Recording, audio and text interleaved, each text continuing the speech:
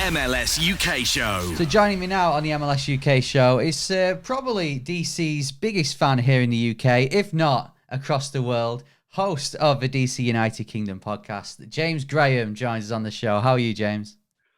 I'm doing okay.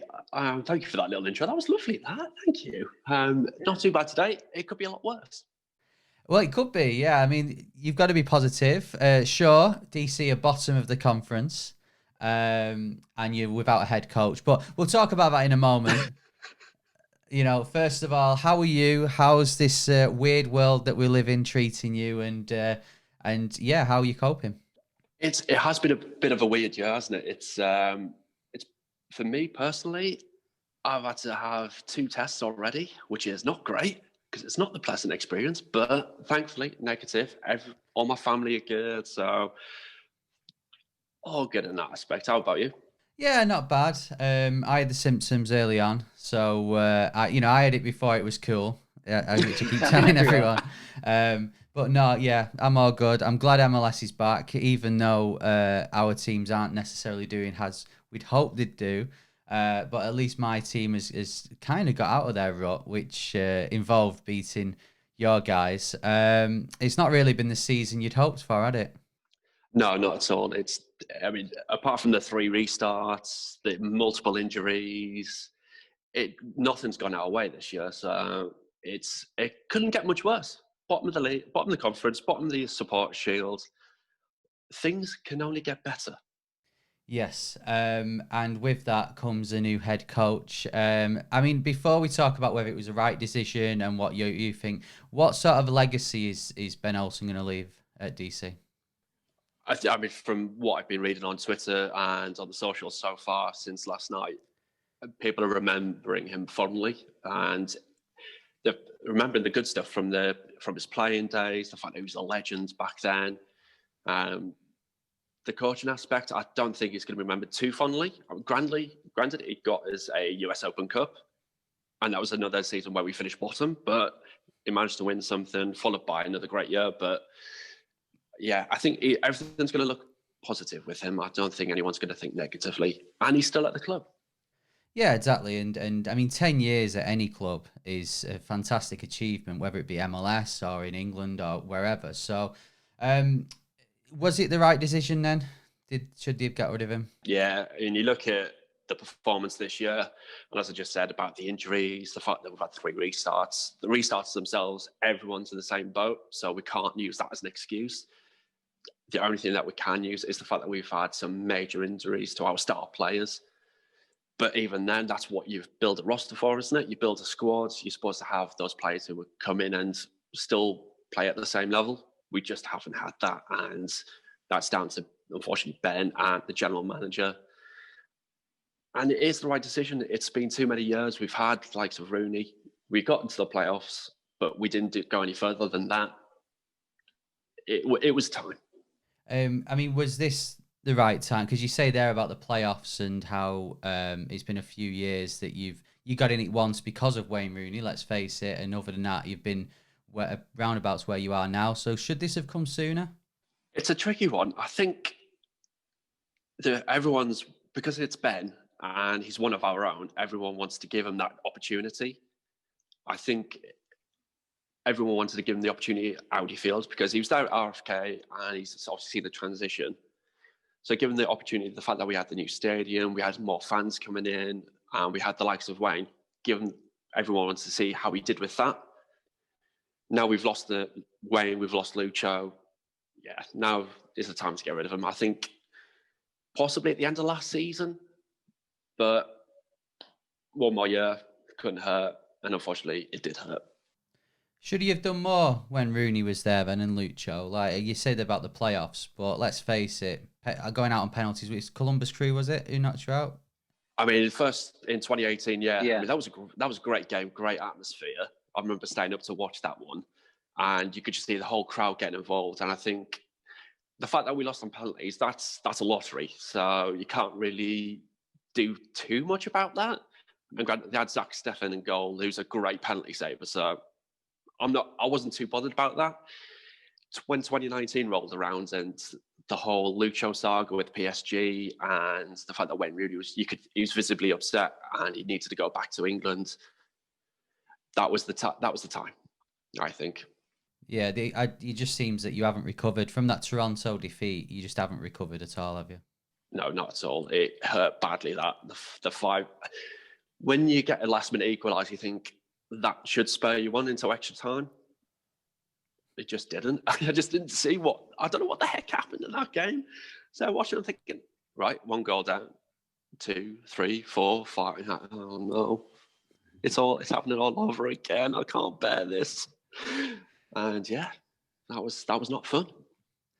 So now Ben's gone. What are you after? Because I guess with a lot of clubs, they've got like an identity of, they'll go for a South American coach, or they'll go for an American coach or a British coach. DC have just had the same manager for 10 years, so it's a completely new start. So what are you hoping for?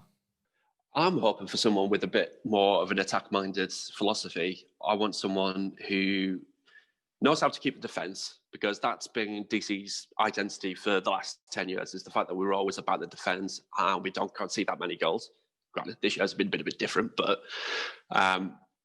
we need someone who can add that bit more to the attack, because that is something we sorely miss at the moment. I think we scored 12 goals this year and that's it. So we need someone who can know how to get the best. Someone, for me, I want 4-4-2 back. Get that British formation back, because Ben played it until the last game. I was like, yes. But yeah, it's one of those things where you can see where we're lacking, and it is the attack. So we need someone who can do that. So can DC's season this year be saved? He's 7 points off the playoffs. I know there's not many games left, but is it looking to next season now? Yeah. I think this season is just a complete write-off now.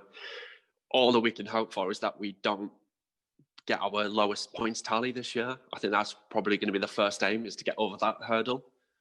But the next hurdle is actually getting a point, because we've not had any points in I think it's the last 4 games we've lost and scored 1. So we need something quick. And that's just to get the confidence back, because it's been painful to watch at the moment. Yeah, I mean, I watched the Atlanta game, and as we know, Atlanta have hardly been pulling up trees this season. And you actually made us look like the Atlanta of 2018. I was getting proper nostalgic throwback feels to it. Oh yeah, that wasn't good for me, because it's just our defense just went there in that game. I mean, as Adam Jean was just free in the box. The amount of times that we gave you guys free headers from set pieces. I don't know what happened. And then Bora heading that back into the area, and Brooks Lennon's goal was something else. I'll have to give you that. But the rest were poor defending. Yeah. So which players then on the pitch? Who's going to turn it round for you? I mean, the ones that are currently out injured at the moment are the ones you normally expect. But Kevin Paredes, he's been a shining light in our dark season. He's been phenomenal. As soon as he's come in from the MLS's back tournament, and since then, he's been fantastic. Griffin Yao as well. It's the youth. In all honesty, the youth have been fantastic. They really have taken their chances, and everyone's been pleased with them. They've really shown up the older guys, I want to say. And that's what we need to look towards is to bring and integrate that youth even more. So we've got to think people like Eric Sorga, who scored nearly a goal a game in Estonia. Granted, Estonia, but that confidence should be there. So we need people like that to really take it to the older guys, and show the likes of Ola Kamara. Gressel could do better this year. I know he's one of your favourite players from Atlanta days. We need more from them. It doesn't help when things like Paul Arriola have been out injured with his ACL. Edson Flores has been out injured for a long time. And I think our most recent signing, Jordi Reyna, he's looked really, really good. And I'm expecting him to do some decent things. Well, I mean, some of the players you've mentioned there, and of course we know the issue with the MLS closing down for a few months. You have been unlucky this season, and I think it's important to remember that. Yeah, like I said, at the start of the season, Paul Arriola tore an ACL. Edison Flores got a fractured cheekbone, multiple fractures. Ola Kamara's been in and out of the sides. We've had Mora out for a little bit, centre-back injuries. We've just had it all. I know Felipe, who's been on my show as well, he's got a torn ACL as well. So 2 of those in 1 year. That's really unlucky. Well, good luck for the rest of the season. You mentioned the you've got to play Atlanta again yet, so not good luck for all the games. But you mentioned the show there. I mean, you're getting so many guests on. You must be really proud with how it's going so far. Yeah, I'm just so chuffed with the club. They've been fantastic with me. I mean, I had Ben Olsen on earlier on in the year. That was my first live show that I did, so that was nerve-wracking and awesome at the same time. I had some fantastic players on. Felipe, as mentioned, Russell Knaus as well. He's been on a couple of times. Julian Gressel's been on. Yeah, they've been fantastic, and long may that continue, because it's great to see, and it's great to see that they're willing to support someone who's just got this little podcast in the UK, and they're a great community, and all I can do is be thankful for that. And what's the reaction of the fans been like? Because I always say because people ask us about covering MLS, but in the UK, and I feel that if it was the other way round and we were covering the Premier League in the US, I mean, the reaction in the UK wouldn't be that pleasant towards it. But we've had great reaction in America. Like, what's the reaction been like for the DC fans to you? Oh, they absolutely love it.